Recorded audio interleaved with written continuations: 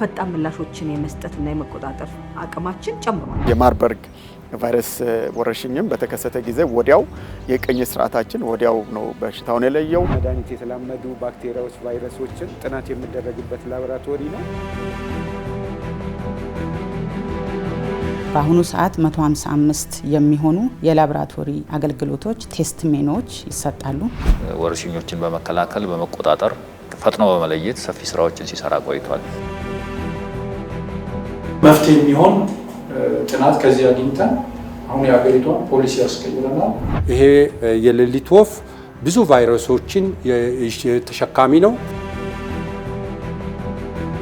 የላቦራቶሪ ምርመራ ጉዳይ የመጨረሻዎቹ መወሰኛ ፍርድ ቤት እዚህ ነበር።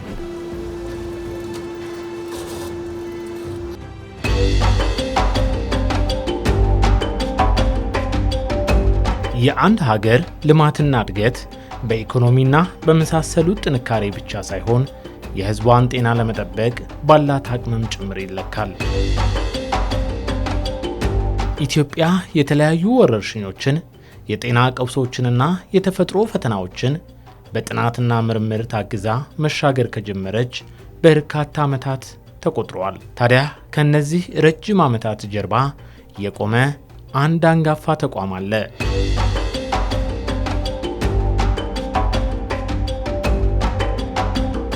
የኢትዮጵያ የህብረተሰብ ጤና ኢንስቲትዩት የህዝብን ጤና በሳይንስ እየጠበቀ የሕክምና ምርምርን እያስፋፋ የላቦራቶሪ አቅምን እየገነባ የአንድ ምዕተ ዓመት ታሪኩን በስኬት ማስቆጠር የቻለ ተቋም ነው። እዚህ ግቢ ውስጥ ያለው የመጀመሪያ ህንፃ እዚህ ይታያል። ይህ ህንፃ በ1916 ዓመተ ምህረት ተመርቆ ወይም ተጠናቆ የሆስፒታሉን የዛነ የተፈሪ መኮንን ሆስፒታል ተብሎ የክሊኒካል ላቦራቶሪ አገልግሎቶችና ሌሎች የጤና የዘመናዊ የጤና አገልግሎቶችን ሲሰጥ ነበር።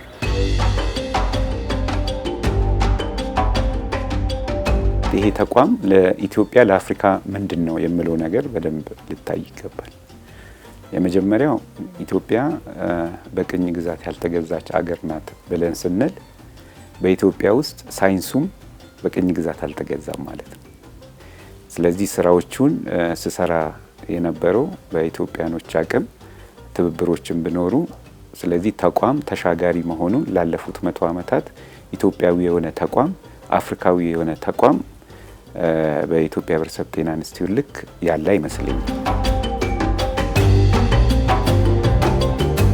ከመጀመሪያው ሲመሰረትም የህብረተሰቡን ጤና ለመጠበቅ የሚያስፈልጉትን ግብዓቶችና እውቀቶችን የማመንጨት ዓላማን አድርጎ የተቋቋመ ነው። መንግስታት እንኳን ሲለዋወጡ ይህ ተቋም ለኢትዮጵያ ህዝብ የነበረውን አቋም አልቀየረም።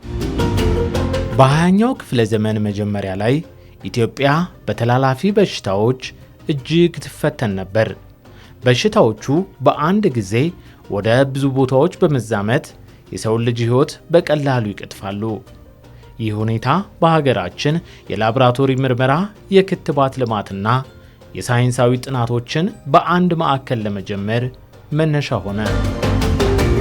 በኢትዮጵያ የላቦራቶሪ አገልግሎት የተጀመረው ከአድዋ ድል በኋላ ነው። ይሄም ንጉሱ በወቅቱ ቁስለኞችን እንዲያክሙ ለሩሲያ የቀይ መስቀል ግብዣ አድርጎላቸው በመጡ ሰዓት ነው የሚባለው ታሪክ ይሄንን ያሳያል። እኔ የተቀላቀልኩት የዋና ላቦራቶሪና የጥናት ድርጅት ተብሎ በሚጠራበት ጊዜ ነው።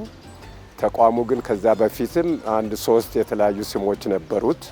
በተለይ ከዋናው ላቦራቶሪና ጥናት ድርጅት ፊት ለፊት የነበረው የፓስተር ኢንስቲትዩት ተብሎ የሚጠራው ተቋም ነው። የላቦራቶሪ ምርመራ ጉዳይ የመጨረሻዎቹ መወሰኛ ፍርድ ቤት እዚህ ነበር። በወቅቱ የዶክተር ቶማስ አሌክዛንደር ላምብ የሚባል አሜሪካዊ ሚሽነሪ ነበረና ከኢትዮጵያ መንግስት ከቀድሞ ንጉስ ኃይለ ሥላሴ ጋር በነበራቸው ግንኙነት እንግዲህ የኢትዮጵያ ውስጥ ዘመናዊ ሕክምና እንዲያደራጁ በተስማሙት መሰረት ይህ ሆስፒታል ተቋቁሞ ከዛ የላቦራቶሪ ስራው ጀመረ። በ1914 አሁን ኢፒኤችአይ በሚባለው ወይም የኢትዮጵያ ህብረተሰብ ጤና ኢንስቲትዩት በሚባለው ተቋም በወቅቱ ተፈሪ መኮንን ወይም ደግሞ ጆርጅ ሜሞሪያል ሆስፒታል በመባል በሚታወቀው ሆስፒታል ውስጥ ዶክተር ቶማስ ላምቤል የሚባል የአሜሪካ ሚሽነሪ የላቦራቶሪ አገልግሎት 5 ዶክተሮችና 4 ነርሶችን ይዞ በመምጣት አገልግሎቱን ጀምረዋል። ማጣቀሻ የሚሆን ሪፈረንስ ነው፣ ስታንዳርድ የሚያወጣ ላቦራቶሪ ነው ያለ። ሁለተኛው ደግሞ በሌሎች ቦታ በሌሎች ላቦራቶሪዎች ሆስፒታሎች ውስጥ የማይሰሩ ምርመራዎች ያሉበት ተቋም ስለሆነ ሪፈረንስና ሪፈራል ተብሎ አገልግሎት ሲሰጥ የነበረ ነው። በተለይ ፓስተር ኢንስቲትዩት በሚባልበት ጊዜ ላቦራቶሪው የትኛውም ሌሎች ላቦራቶሪዎች ተፈትሸው የማይገኙ በሽታዎች እዚህ ቤት መጥተው ውጤታቸው በጥሩ ሁኔታ የሚታወቅበትና ታካሚው ተገልጋዩ ረክቶ የሚመለስበት መስሪያ ቤት ነው። ያኔ በአንድ ማይክሮስኮፕ ነበር የተጀመረው። አሁን በአገር ደረጃ ከ20 ሺህ በላይ ማይክሮስኮፖች አሉ። ያኔ ማኑዋል ስራዎች ነበሩ ወይም ደግሞ ማኑዋል ማሽኖች ናቸው ከዛም በኋላ የነበሩት። አሁን ግን በጣም ሃይ ኢንድ የሆኑ በቴክኖሎጂ በጣም የተራቀቁ ሮቦቲክ አርም ያላቸው ፉሊ ኦቶሜትድ የሆኑ ማሽኖች በየክልሉ በየላቦራቶሪው አሉ። የአሁኑ የኢትዮጵያ የህብረተሰብ ጤና ኢንስቲትዩት ከንጉሳዊው አስተዳደር ጀምሮ በተለያዩ የመንግስት ስርዓቶች ውስጥ ስያሜዎቹና መዋቅሮቹ በየጊዜው እየተለዋወጡ መጥተዋል። በርካታ የሪፎርም ስራዎች፣ ተጨማሪ ተቋማዊ ተግባራትና ኃላፊነቶች ተቋሙ ተሰጥቶት እየሰራ ቆይቶ በ2006 በኛ አቆጣጠር 2013 ደግሞ በኢትዮጵያ ህብረተሰብ ጤና ኢንስቲትዩት ተብሎ እንደገና የተለያዩ ተግባራትና ስልጣኖች ተሰጥተውት የሀገሪቱን የህብረተሰብ ጤና ስራዎችን አጠቃላይ መሰረታዊ የሆኑ የህብረተሰብ ጤና ተግባራት የሚባሉትን እንዲያስተባብር እንዲመራ ኃላፊነት ተሰጥቶት ከቀጠናዊም ሀገራዊና ዓለም አቀፍ ተቋማት ጋር በሚሰጡ ዳይሬክሽንስ ወይም አቅጣጫዎች በመንግስት እየሰራ እያስተባበረ ይገኛል። ከ100 ዓመት በፊት በኢትዮጵያ ህዝብ ከፍተኛ ስጋት ከደቀኑ የጤና አደጋዎች መካከል በተለምዶ የውሻ በሽታ በመባል የሚታወቀው ይጠቀሳል። የህክምና አገልግሎት ውስን በነበረበት በዚያ ዘመን የክትባት አቅርቦትን በሀገር ውስጥ ማረጋገጥ የሞትና የሽረት ጉዳይ ሆኖ ነበር። በዚህ ታሪካዊ አውድ ውስጥ የተቋቋመው ፓስተር ኢንስቲትዩት የውሻ በሽታ ክትባትን በማምረትና በማቅረብ ሺዎችን ከሞት በመታደግ ነበር ጉዞውን የቀጠለው። በሀገራችንም ብቸኛ የክትባት ማምረቻ የነበረው የውሻ እብደትን ለመከላከል የምንገለገልበት ክትባት የአንቲ ሬቢስ ክትባት ማምረት የተጀመረበት ወቅት ነበር።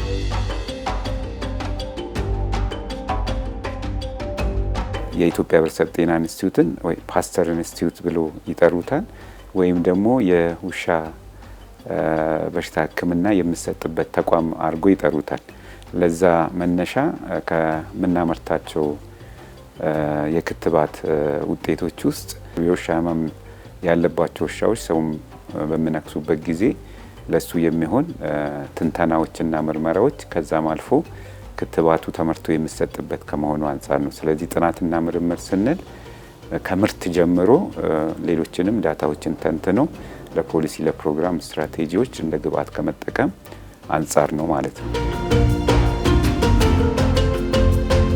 የተለያዩ ወረርሽኞች በሚከሰቱበት ወቅት ተቋሙ ከ100 ዓመት በላይ የሀገራችን ዋና የጤና እንዲሁም የሳይንስ ግኝቶች ማዕከል ሆኖ አገልግሏል። ወረርሽኞችን በመከላከል በመቆጣጠር እና ፈጥኖ በመለየት ሰፊ ስራዎችን ሲሰራ ቆይቷል። በተለያየ ጊዜ የተለያዩ ወረርሽኞች ተከስተዋል። በተለይ ደግሞ እንደ ምሳሌነት መነሳትም ያለበት ዓለምን በሰፊው እንትን የሚያደርገው በኮቪድ ጊዜ ነው። በኮቪድ ጊዜ ተቋሙ የተወጣውን ኃላፊነት አገራዊ ኃላፊነት ማየት የሚቻል ነው። እንግዲህ ከላቦራቶሪ ምርመራ በሽታውን ከመለየት ጀምሮ የምላሽ ስራውን የቅኝት ስራውን ከማጠናከር ከማስተባበር ከጤና ሚኒስቴር ጋር ሆኖ እና በተለይ ሳይንሳዊና ቴክኒካል የሆኑ አቅሞችን ከአገራዊ አቅሞችን ከመገንባት አንጻር እና የህዝብ ጤና ደህንነትንም ከማረጋገጥ የበሽታው ስርጭት እንዳይስፋፋና ሊያደርስ ይችል የነበረውን ኢኮኖሚያዊ፣ ማህበራዊ፣ ፖለቲካዊ ጉዳትን ከመቀነስ አንጻር የተሰራው ስራ ትልቅ ነው።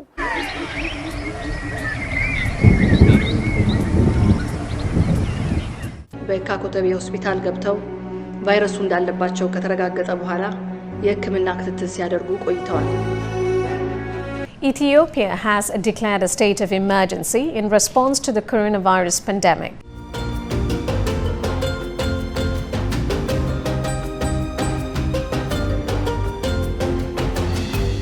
የትኛውም የጤና ውሳኔ የሚወሰነው መረጃን ተመርኩዞ ነው። የኢትዮጵያ የህብረተሰብ ጤና ኢንስቲትዩት በየቀኑ ከመላ ሀገሪቱ የሚሰበሰቡ የጤና መረጃዎችን ወደ አንድ ቋት አሰባስቦ በመተንተን የሀገር አቀፍ የጤና ፖሊሲዎችን ለመደገፍ በሚያስችል መልኩ ያቀርባል። በወረርሽኝ የመከላከልና የመቆጣጠር ስርዓት ውስጥ ከጭምጭምታ ጀምሮ ነው እኛ መረጃዎችን የምንፈልጋቸው። ስለዚህ ይሄንን መረጃ በትክክል እንዲመጣ ይሄንን መረጃ በቀላሉ ዘዴ እንዲመጣ ድሮ በእጅ ሲመጣ የነበረው በእጅ ተጽፎ ሲመጣ የነበረው በእያንዳንዱ ሰው በሃርድ ኮፒ በኤክስኤል ሲመጣ የነበረውን አሁን ዲጂታይዝ አድርገናል። ያንን ዴታ ተጠቅመን ደግሞ የተለያዩ የሞዴሊንግ እና የትንበያ ስራዎችን በራሳችን ሳይንቲስቶች የሰራን የትኛው አካባቢ ምን አይነት የጤና ችግሮች ሊከሰቱ ይችላሉ፣ ምን አይነት የቅድመ ጥንቃቄ እርምጃዎች መወሰድ አለባቸው፣ የቅድመ ማስጠንቀቂያ ስርዓቱ ጋር እንዴት አገናኝተን መስራት አለብን እና የመሳሰሉ ለፖሊስም ለፕሮግራምም እገዛና ግብአት የሚሆኑ ስራዎች ሁሉም ባለድርሻ አካላት እንዲጠቀሙበት አስተዋጽኦን ያሰፋ ያደረገ ነው። ህብረተሰብ ጤና አደጋ ማስተባበሪያ ማዕከል የተቋቋመ በ2017 ነው። ከ2017 በኋላ 2018 እስከ 20 ድረስ ባለው ወደ ክልል የማስፋፋት ስራ ነው የተሰራው። ድንገተኛ አደጋዎችን በወቅቱ መተንበይ መቻል፣ ከዛ መከላከል መቻል፣ ቀድሞ መለየት፣ እንደገና ደግሞ ፈጣን ምላሾችን የመስጠትና የመቆጣጠር አቅማችን ጨምሯል። በዚህ ደግሞ ዋና አካላችን ህብረተሰቡ ይሆንና ከተቋም ደግሞ የኢትዮጵያ ህብረተሰብ ጤና ኢንስቲትዩሽን የኢፒኤችአይ ማለት ነው የህብረተሰብ ጤና አደጋዎችን ቁጥጥር፣ የላቦራቶሪ ምርምር ስራዎቻችንን፣ የጤና መረጃ ስርዓት አስተዳደሩን ትግበራ የምናደርግበት ትልቁ አንዱ ተቋማችን ነው ማለት ነው።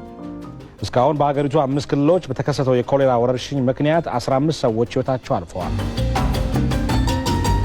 ኮሌራ፣ እንደ ኩፍኝ፣ እንደ ፖሊዮ እነዚህን የመሳሰሉትን ክትባት በመስጠት አስፈላጊው ሎጂስቲክስ በማሟላት ሰፊ የሆኑ ስራዎችን ተሰርቶ ወረርሽኞችን ለመቆጣጠር ተችሏል፣ በተለያዩ ጊዜዎች ማለት ነው።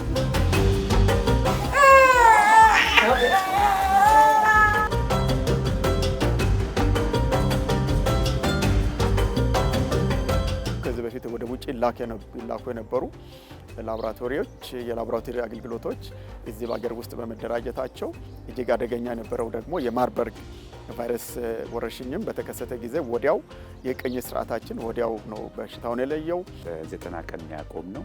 ይህንም ደግሞ ትልቅ ሳይንሳዊ ጥናቶችና ምርምሮችን የላቦራቶሪ ቴክኖሎጂን ተጠቅመን ስለዚህ አሁን የደረስነው በዚህ ደረጃ ነው ማለት ነው። የማርበርግ ቫይረስ ስጋት አገራችን ከደቀነባት አደጋ ወጥተን እንደ ዓለም ጤና ድርጅት እንደ ሀገራችንም የወረርሽኝ ቅኝትና ምላሽ መመሪያ መሰረት በማድረግ የመጨረሻው ታካሚ በላቦራቶሪ ሕክምናው ነፃ መሆኑ ከተረጋገጠበት 42 ተከታታይ ቀናት ማለት ነው ምንም አይነት አዲስ ታካሚ ባለመመዝገቡ ወረርሽኙ በቁጥጥር ስር መዋሉን በይፋ በመናደርግበት በዛሬ ቀን ላይ ደርሰናል። አገራችን ምላሽ ሰጥታለች። እንኳን ደስ አላችሁ በድጋሚ።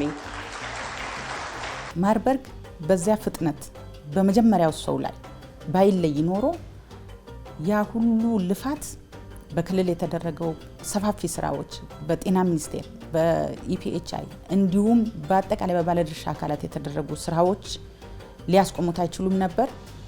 የላቦራቶሪው ውጤት ወዲያውኑ ለይቶ ባይወጣ ኖሮ ላለፉት 100 ዓመታት የኢትዮጵያ ህብረተሰብ ጤና ኢንስቲትዩት ከዚህ ተነስተን ወደዚህ ደረስን የሚለውን ታሪክ ለማጣቀስ የተቀመጡ ናቸው።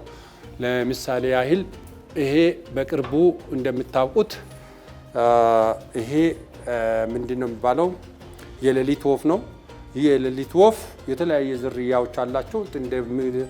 በቅርቡ እንደምታስታውሱት ማርበርግ የሚባል በሽታ በደቡቡ የሀገራችን ክፍል እንደ ወረርሽኝ ተነስቶ ነበረ። በቁጥጥር ስር ያዋል ነው ማለት ነው። ይሄ የሌሊት ወፍ ብዙ ቫይረሶችን ተሸካሚ ነው። ስለዚህ የዚህ ሌሊት ወፍ በዛን ጊዜም በሽታ ያመጣል ተብሎ ስለሚጠበቅ የኛ ኢንስቲትዩት ዱሮም ነክቶ ያስቀመጡት ናቸው። ይሄ ተቋም ዓለም አሏቸው ከሚባሉት ለኢትዮጵያ ብቻ ሳይሆን ለአፍሪካ ግንባር ቀደም የሆነ ታሪክ ያለው ስኬትን ያየ ችግሮችንም ያለፈ ተቋም በተለይም ተላላፊ በሽታዎች፣ ወረርሽኞች እየበዙ በመጡበት ጊዜ ምን ጊዜም ዝግጁ ሆኖ መገኘትና ችግር ከመፈጠሩ በፊት ቀድሞ የመተንበይና የመመለስ አቅም ያለው ተቋም ይሄ ነው። ከዚህ የሚመነጩት መረጃዎች በዓለም አቀፍ ጆርናሎች ላይ የሚታተሙ ናቸው። ስለዚህ ለደብሊውኤችኦ ለሚያወጣቸው፣ አፍሪካ ሲዲሲ ለሚያወጣቸው፣ ሌሎችም ተቋማቶች የሚያወጧቸውና በተለይ ደግሞ በመማር ማስተማሩ ላይ ትልቅ አስተዋጽኦ አለው ብለን እናስባለን። በተለይ የምርምር ተቋም ከሆነበት ጊዜ ጀምሮ ከ14400 በላይ የተለያዩ የምርምር ስራዎችን ሰርቶ ለጤና ፖሊሲ ግብአት፣ ለጤና ፕሮግራሞች ግብአትነት የራሱ ደግሞ ለሚተገብራቸው ለጤና ፕሮግራሞች እውቀት የማመንጨት፣ የማጋራት፣ የማስተማር ስራዎች እየሰራ ነው። ዛሬ የኢትዮጵያ የህብረተሰብ ጤና ኢንስቲትዩት በአፍሪካ ከሚጠቀሱ ጠንካራ የላቦራቶሪ እንዲሁም የምርምር ማዕከላት አንዱ መሆን ችሏል።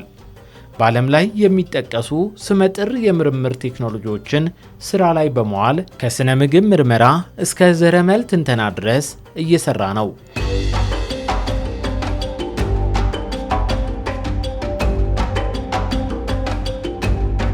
በኢትዮጵያ ውስጥ እና በኢትዮጵያ ህብረተሰብ ጤና ኢንስቲትዩት አሁን ያለነው የመጨረሻው የላቦራቶሪ የምርምር ላቦራቶሪ የደረሰበት ደረጃ ላይ ነው ያለነው ማለት ነው። ይሄ ላቦራቶሪ የዘረመል ምርመራዎች የሚደረጉበት ነው። ያው ዞራችሁ እንዳያችሁት የስነ ምግብ ላቦራቶሪዎች አሉ፣ ምርምር የሚደረግባቸው የወባ አለ፣ ሌሎች የተለያዩ በሽታዎች እንደውም የመድኃኒት ብግርነት ደግሞ ጥናት የምናደርግባቸው አለ። በዋናነት እዚህ የመጣንበት ዋናው ምክንያት የኢትዮጵያ ህብረተሰብ ጤና ኢንስቲትዩት የሚቀጥለውን ምዕተ ዓመት ከዚህ ላቦራቶሪ በደረሰበት ይመራል ብለን ስለምናስብ ነው። በአሁኑ ሰዓት 155 የሚሆኑ የላቦራቶሪ አገልግሎቶች ቴስት ሜኖች ይሰጣሉ። ኢንስቲትዩቱ ብቻ ሳይሆን በ4 ክልሎችም እንደዚሁ የዘረመል ትንተና ይደረጋል። እነዚህ የዘረመል ትንተና በርካታ ማሽኖች ኢቮልቭ አድርገው የመጡ ሲሆን ከሳንገር ሲኩዌንሲንግ ከሚባል ነው የተጀመረው ወደ ናኖሲክ እስከ ናኖፖር ድረስ ማይሲክን ጨምሮ በርካታ ኔክስቲክ በርካታ ማሽኖች እንደዚሁ አድቫንስ ያደረጉ ኢፒኤችአይ ላይ ይገኛሉ። ይሄ ላቦራቶሪ ልዩ የሚያደርገው መጀመሪያ በ2008 የተከፈተ ላቦራቶሪ ነው። የጀመረው የኤችአይቪ የመድኃኒት ብግርነት ጥናት የተደረገበት በአንድ እቃ ብቻ ነው የጀመርነው። አንድ እቃ ናት የነበረችው። አሁን ግን ኮቪድን፣ ማርበርግን፣ ኤምፖክስን፣ ሌሎች ይሄ መድኃኒት የተላመዱ ባክቴሪያዎች፣ ቫይረሶችን ጥናት የሚደረግበት ላቦራቶሪ ነው።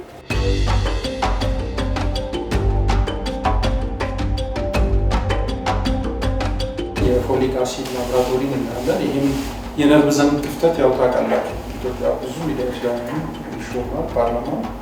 ለዛም መፍትሄ የሚሆን ጥናት ከዚህ አግኝተን አሁን የሀገሪቷን ፖሊሲ ያስቀይረናል በትግበራ ላይ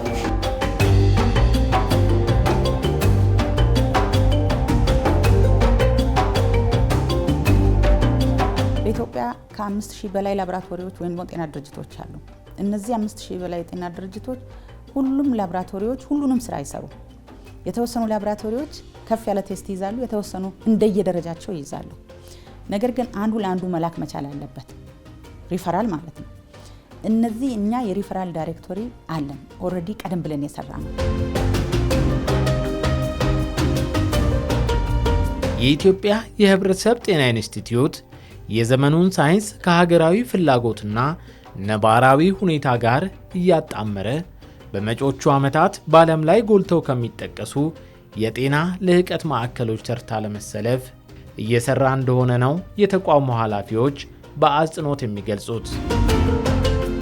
ተቋሙ እንግዲህ ወደፊት ዋናው በመንግስት የሰጠውን ኃላፊነት እነዚህን አቀናጅቶ የመምራት በተለይ ደግሞ ስርዓቱን ማዘመንና ዲጂታላይዝ የማድረግ ስራ በደንብ እየተሰራ ነው ያለው። በተለይ አሁን የዲጂታል ፕላትፎርሞቹ የህብረተሰብ ጤና አደጋ ቁጥጥር ስርዓቱን ዲጂታላይዝ አድርገናል። ሌሎችም ለምሳሌ የላቦራቶሪ መረጃ ስርዓቱንም የማዘመንና ዲጂታላይዝ የማድረግ እንደዚሁ የምርምር የተለያዩ አሉ። ለምሳሌ በምርምርም ሰፊ የሆኑ የመረጃ ቋቶችና በየጊዜው ደግሞ አፕዴት እየተደረጉ የምንጠቀምባቸው መረጃዎችና ሳይንሳዊ ግኝቶች አሉ በተቋም ውስጥ። እነዚህን ዲጂታላይዝ በማድረግ በአንድ ቋት እንዲሰበሰቡ ለህብረተሰቡም ለተጠቃሚውን ተደራሽ እንዲሆኑ የማድረግ ስራ እየተሰራ ነው።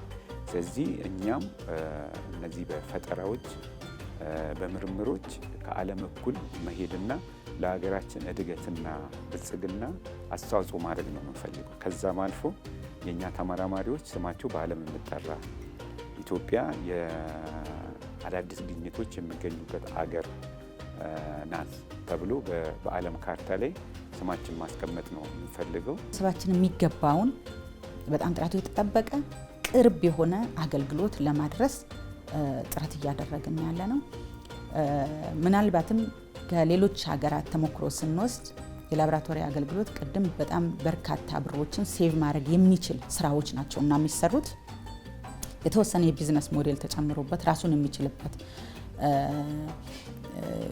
በበጀት በተለይ ማለት ነው የሚሰጠውን አገልግሎት ኮሜርሻላይዝም እያደረገ እንዲሁም ደግሞ የማህበረሰብ ማገልገሉንም ኮንሰፕት ሳይለቅ ራሱን የሚችልበትና ጠንክሮ ወደፊት አዳዲስ ስራዎችን ፈጠራዎችን ጨምሮበት ማህበረሰብን እንዲያገለግል ከፍተኛ ጥረቶች እየተደረጉ እንደሚታወቀው የኢትዮጵያ ህብረተሰብ ጤና ኢንስቲትዩት እቅዱ በዚህ በማህበረሰብ ጤና አጠባበቅ በተለያዩ ስራዎች በአፍሪካ ሞዴል የመሆን